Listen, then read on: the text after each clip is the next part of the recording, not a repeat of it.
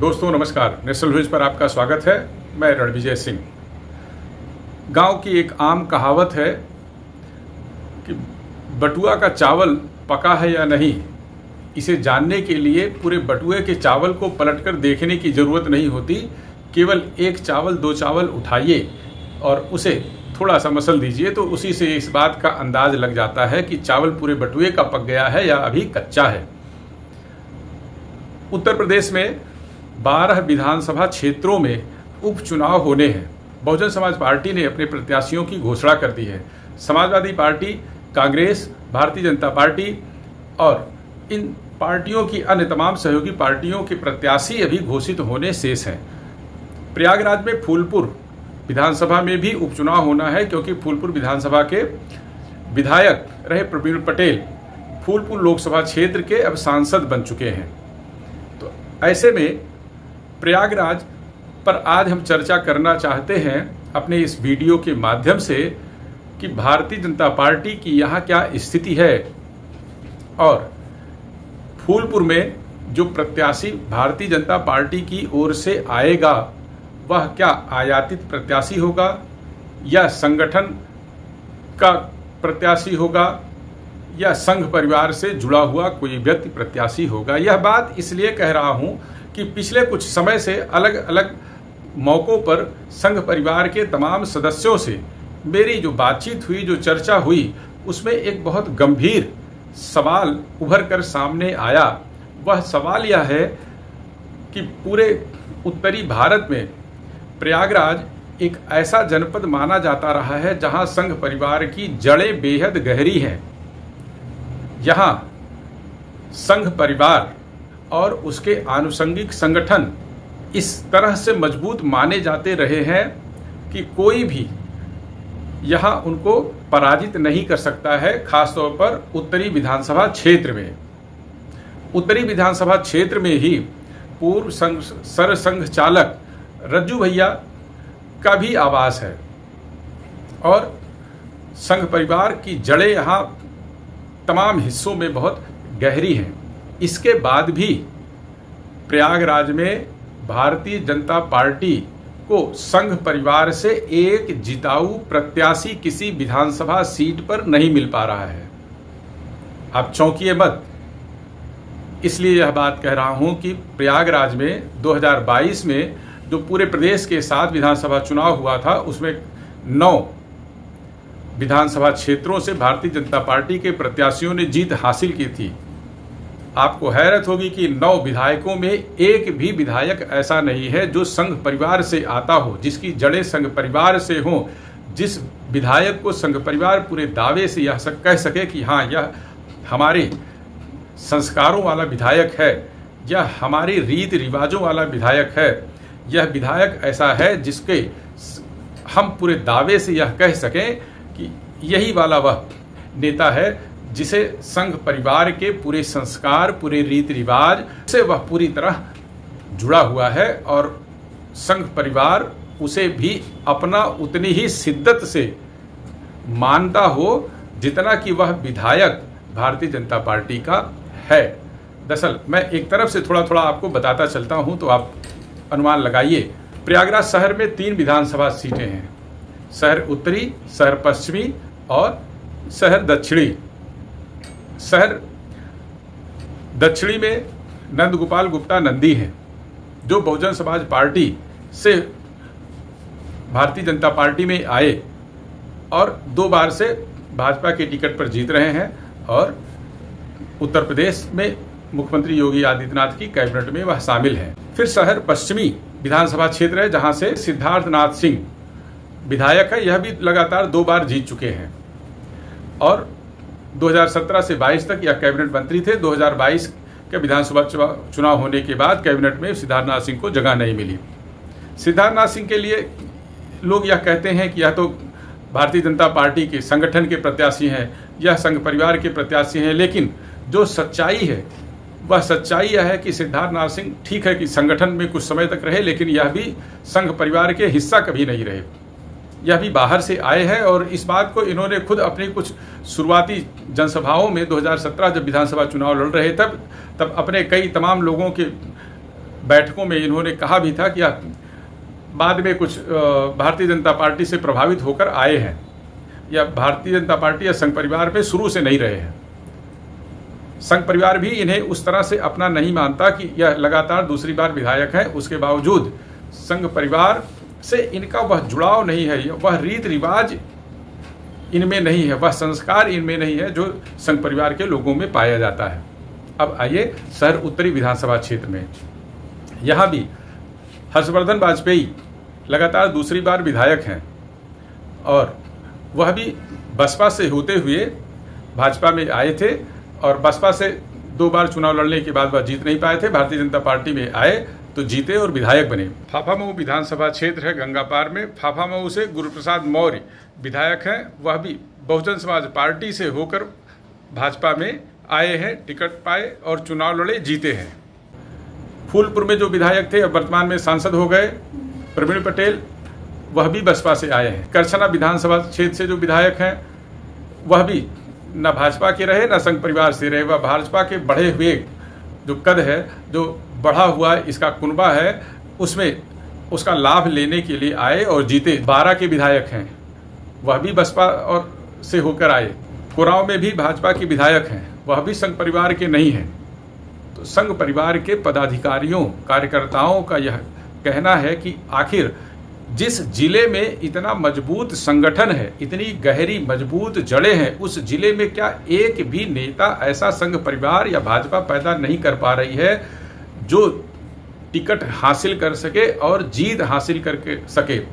उत्तरी विधानसभा क्षेत्र यह संघ परिवार की जड़ों से जुड़े हुए व्यक्तियों की सीट है। यही इसी सीट से 4 बार डॉक्टर नरेंद्र सिंह गौड़ विधायक रह चुके हैं, मंत्री भी रहे। यह अलग बात है कि आपसी राजनीति खींचतान के चक्कर में उनका टिकट कट गया और भाजपा यह सीट गंवा चुकी और अब बाहर से प्रत्याशियों को आयातित करके, बाहर से नेताओं को बुलाकर उन्हें टिकट देकर भाजपा को यह सीट जीतनी पड़ रही है। यह केवल पार्टी के लिए नहीं, यह संघ परिवार के लिए भी बहुत सोचने समझने का विषय है कि वह क्या एक नेता ऐसा नहीं खड़ा कर पा रहा है पूरे प्रयागराज जनपद में जिसको वह ठोक बजाकर पूरे दावे के साथ यह कह सके कि यह उसका हिस्सा है, यह उसके संस्कारों वाला विधायक है, यह उसके संस्कारों वाला नेता है, यह उसके रीत रिवाजों, उसके गुणों को जानने वाला नेता है। और संघ परिवार में इस बात को लेकर बेहद गंभीर चिंता भी है कि आखिर कोई नेता क्यों नहीं इस तरह का पैदा हो पा रहा है, इस तरह का खड़ा हो पा रहा है जो जीत हासिल कर सके। क्या सभी की सभी सीटों पर बाहर से आने वाले नेताओं को ही टिकट फिर देना पड़ेगा 2027 के विधानसभा चुनाव में? या संघ परिवार एक उदाहरण और आया, महापौर का जब चुनाव हुआ तो संघ परिवार के लोगों को बहुत खुशी हुई कि चलिए अब महापौर की कुर्सी पर उनके अपने बीच का जो लंबे समय तक संघ से जुड़ा रहा है, भाजपा से जुड़ा रहा है, संगठन से जुड़ा रहा है, वह जीतेगा तो महत्व बढ़ेगा और संघ परिवार के जो संस्कार हैं, संघ परिवार के जो कल्चर हैं, उससे वह नगर निगम में अपनी एक अलग छाप छोड़ेगा। लेकिन संघ के जो कार्यकर्ता हैं, संघ के जो नेता है, वह बहुत दुखी बुझे मन से इस बात को कहने के लिए अब बाध्य हो गए हैं कि महापौर गणेश केसरवानी को लेकर जो अपेक्षाएं थी, जो उम्मीदें थी, उन अपेक्षाओं उम्मीदों पर वह 10% भी खरे नहीं उतर पा रहे हैं। नगर निगम में तो यह चर्चा आम है कि गणेश केसरवानी किसी दौरे पर नहीं जाते, किसी समस्या को देखने के लिए क्षेत्र में नहीं जाते, वह केवल उद्घाटनों में ही व्यस्त रहते हैं, पार्टी के कार्यक्रमों में व्यस्त रहते हैं, लेकिन क्षेत्र में नहीं जाते और इसलिए जनता में भी उन्हें लेकर भारी नाराजगी है। हम यहाँ केंद्रित रहना चाहते हैं कि भारतीय जनता पार्टी प्रयागराज में एक ऐसा नेता खड़ा नहीं कर पा रही है जो संगठन का हो, जिसे टिकट देकर वह जीत दिला सके। यह बहुत गहरी सोचने वाली बात है और केवल यह प्रयागराज में नहीं है, इसके इर्द गिर्द आस पड़ोस के तमाम जिलों में आप नजरें दौड़ाएं तो आपको गिनती के लोग, जिनको आप उंगलियों पर गिन सकेंगे, कि कि यह संघ परिवार के हैं या भारतीय जनता पार्टी के संगठन के नेता हैं और इनको पार्टी ने, संगठन ने खड़ा किया, इनको बड़ा किया और वह लगातार इसमें जुड़े हुए हैं। हाँ, प्रयागराज से उत्तर प्रदेश में उप मुख्यमंत्री केशव प्रसाद मौर्य का नाम जरूर लिया जाता है कि वह संघ परिवार से जुड़े हुए। संघ परिवार के कार्यकर्ताओं का, पदाधिकारियों का यह कहना है कि इस पर अक्सर विचार होता है, लेकिन एक बड़ी समस्या यह आ गई है कि बाहर से जो नेता जो आए, पार्टी का आभा मंडल देखकर उस आभा मंडल का लाभ उठाने के लिए बड़ी हुई जो दुनिया की सबसे बड़ी पार्टी कही जा रही है, उसका लाभ उठाकर सत्ता जनित लाभों को प्राप्त करने के लिए आए, पार्टी से टिकट लिया और पार्टी संगठन के परिश्रम से जीत हासिल की। लेकिन वह अपने साथ साथ जिन पार्टियों से वह आए उनके कार्यकर्ताओं, नेताओं, पदाधिकारियों को भी ले आए, जो ये जो विधायक बने भाजपा में आकर, या खुद भी भाजपा में खुद को एडजस्ट नहीं कर पा रहे हैं। इनके साथ जो कार्यकर्ता आए वह भी भाजपा की रीति नीति, चाल चलन से अलग अपनी राह पर चलते हैं। इसका नतीजा यह है कि जो भाजपा और संघ परिवार के पुराने कार्यकर्ता हैं, जो पुराने सदस्य हैं, वह खुद को ठगा हुआ महसूस करने लगते हैं, क्योंकि बाहर से आया हुआ नेता जब विधायक और सांसद बन जाता है तो जो मूल कार्यकर्ता हैं उनकी उपेक्षा करके वह अपने साथ आए हुए लोगों को, जो नवागंतुक भाजपाई कहे जाते हैं, उनको वो तरजीह देने लगता है। तो भाजपा के पुराने कार्यकर्ता, पुराने पदाधिकारी, पुराने सदस्य, संघ परिवार के यह पुराने कार्यकर्ता खुद को सिर्फ ठगा हुआ महसूस नहीं करते। उनके सामान्य जो दैनिक समस्याएं उनके सामने आती, जिनको वह कह सकते हैं कि हाँ, हमारा ये विधायक है, हमारा ये सांसद है, इसके रहने से हमारी समस्याओं का समाधान हो जाएगा, वह दरअसल वह विधायक और सांसद उनकी उस बात को तवज्जो नहीं देता है।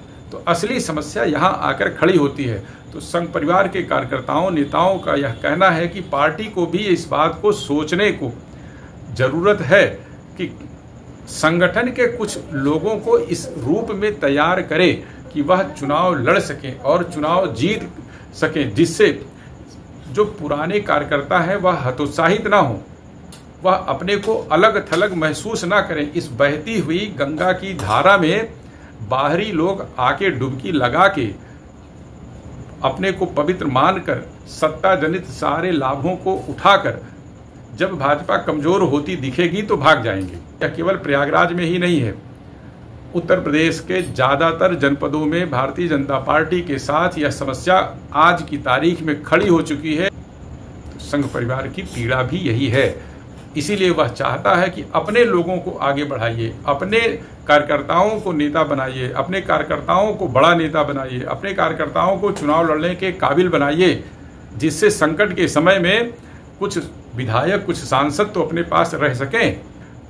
पार्टी के जो पुराने कार्यकर्ता हतोत्साहित होकर लोकसभा के चुनाव में घर बैठ गए थे, वह इन्हीं कारणों से घर बैठे थे कि उनके अपने बीच का कोई नेता चुनाव नहीं लड़ रहा था, लोग बाहरी लड़ रहे थे। ऐसे लोग चुनाव लड़ रहे थे जिनसे उनका कोई लेना देना नहीं था और ना ही वह उनको पूछ रहे थे। यही पीड़ा संघ परिवार के लोगों को है कि उनके अपने जो लोग हैं, जो चुनावों के दौरान अति सक्रिय होकर मतदाताओं को बूथों तक ले आते हैं, चुनाव लड़ने वाले नेता तो उनको दरकिनार कर देते हैं, उनको भूल जाते हैं, उनकी समस्याओं का निस्तारण ही नहीं कराते। और इस बात का मुद्दा अभी 3 दिन पहले मुख्यमंत्री योगी आदित्यनाथ के समक्ष हुई एक बड़ी बैठक में भी उठा था, जिसमें यह कहा गया था कि जो पार्टी के मूल कार्यकर्ता हैं, संगठन के मूल कार्यकर्ता हैं, संघ परिवार के जो कार्यकर्ता हैं, उन्हें तवज्जो दिया जाए, उन्हें निसहाय स्थिति में न छोड़ा जाए, उन्हें किसी तरीके से यह महसूस न होने दिया जाए कि वह अलग थलग पड़ चुके हैं। यह अलग थलग पड़ चुके हैं, इसका एहसास पार्टी के बड़े नेताओं को, संघ परिवार के बड़े नेताओं, पदाधिकारियों को भी अब होने लगा है। लेकिन यह महसूस होने में थोड़ा देर हो चुकी है। तो इस देर को, इस गलती को यदि जल्दी सुधार नहीं लिया गया तो 2027 में ही इसका बड़ा खामियाजा पार्टी को भुगतना पड़ेगा। और आपको यह वीडियो पसंद आए तो इसे शेयर करना ना भूलिएगा, लाइक करना ना भूलिएगा, कमेंट करना भी मत भूलिएगा। अपनी बातों से, अपनी टिप्पणियों से मुझे अवगत जरूर कराइएगा कि मैं जो कह रहा हूं या सही कह रहा हूं या गलत कह रहा हूं। नमस्कार, जय हिंद।